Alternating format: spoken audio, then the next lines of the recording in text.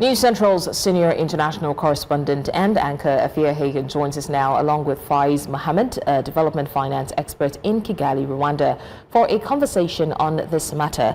Afua, what stood out to you most in terms of tone and intent in Trump's speech last night, especially for an international audience?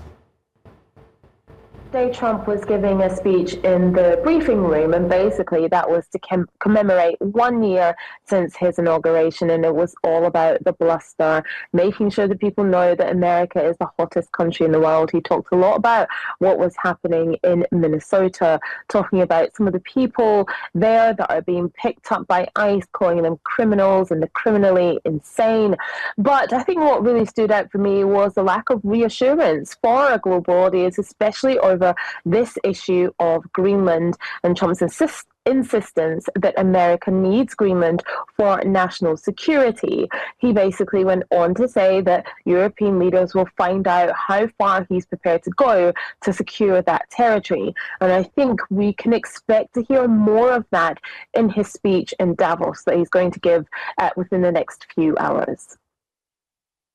How significant is Trump's appearance this year, given the current global tensions?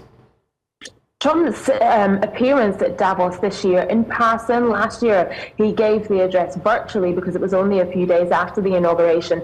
This year, he's going to be there in person. I think it's hugely significant, particularly at this time where the geopolitical issues are so many. When he is discussing Greenland and saying that he wants it to be an American territory, whether he has to buy it or take it over militarily, it's very, very significant that Trump is going to be there in person. And remember, Davos is all about deal making and being around lots of other countries, lots of world leaders and businesses as well. It's going to be hugely important for Trump to be there to sell America on the world stage. He likes to believe that America is the hottest country in the world right now. He wants to maintain that reputation. So yes, it is hugely significant for him to be there with global leaders, with CEOs, when there's so many questions about the future of the international order, so much uncertainty and certainly strained alliances. So do you expect Trump to adjust his tone for a room full of global leaders and CEOs, or is Davos simply another stage for his America First worldview? This is the thing, Blessings. It's so unpredictable when it comes to Trump. I mean, will he be on time is the first question. We don't even know. He's supposed to be on the European time between 2:30 and 3:15 p.m. Will he speak for the whole hour? Will he speak for just 45 minutes? He's so unpredictable. Do we think that he will become more conciliatory? I honestly just don't know. Last night when we saw him in the briefing room, he was very full of bluster, very determined to make us realize that, number one, America is the hottest country in the world, and number two, that he is going to get Greenland by any means necessary. I remember that European leaders have been very firm in their tone and their support for Denmark and Greenland, saying that Trump's plans to take over the island are fundamentally wrong. And so he's going to be in front of them on this stage. I think we can expect the bluster, the firmness, the strong man from him. I think we can expect that to continue. But like I said, he is so unpredictable.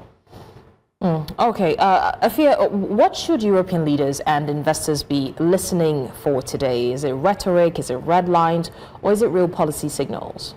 It's rhetoric and it's red lines. It's the things that Trump wants to do, some of which, we've been discussing have been fueled by a personal vendetta. Whether this taking of Greenland is about the lack of the Nobel Peace Prize going to Trump, whether he's going to take that into geopolitics. I think we are going to hear a lot of rhetoric.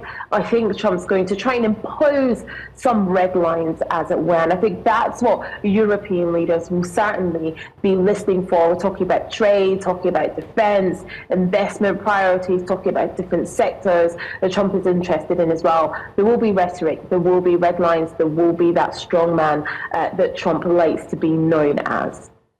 All right, News Central's international correspondent and anchor Afua Hagan there monitoring the situation in Davos, and we would look forward to seeing how Trump presents his speech to the world.